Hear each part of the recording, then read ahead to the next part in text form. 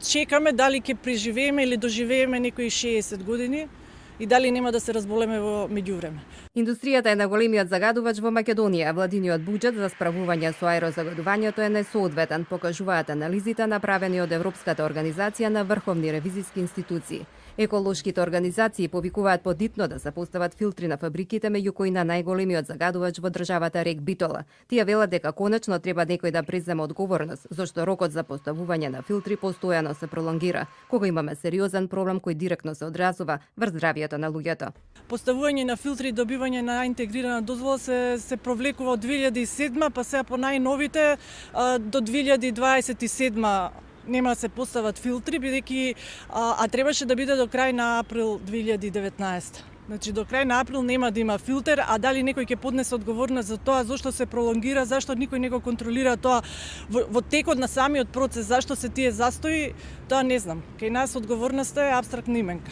Според извештајот на меѓународното ревизорско тело составено од 15 врховни ревизорски институции од Европа, после индустријата како најголем загадувач, следува загадувањето предизвикано од загревање на домакинствата и помали фирми, додека автомобилите се оценети како средни загадувачи, а отпадот, земјоделието и останатите фактори се меѓу помалите загадувачи. Во извештајот се вели дека инспекциите за животна средина се спроведуваат без никаква координација на централно и локално ниво. Меѓународните ревизори препорачуваат на владата да ги наметне санкциите за непочитување на политиките кои се однесуваат на квалитетот на воздухот. А меѓу препораките на македонската влада е да обезбеди буџет за работа и одржување на сите мониторинг станици за квалитетот на воздухот. Еколошките здруженија сметаат дека Државниот инспекторат за животна средина треба да има своја акредитирана лабораторија за да ја проверат веродостојноста на податоците од индустријските капацитети. Треба да имаат своја акредитирана лабораторија да ги проверат тие мерења што ги дава индустријскиот капацитет.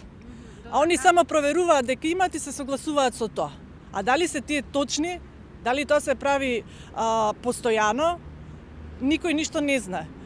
Еве, од Државниот инспекторат нека одговорат колку контроли имале, ненајавени и дали се тие податоци што ги добиваат проверени во друга лабораторија. Никој во државата не презема одговорност за изгубените животи кои се директна последица од загадување на воздухот, велат од О2. Со години се борат со правните лабиринти за лоцираните загадувачи конечно да бидат санкционирани.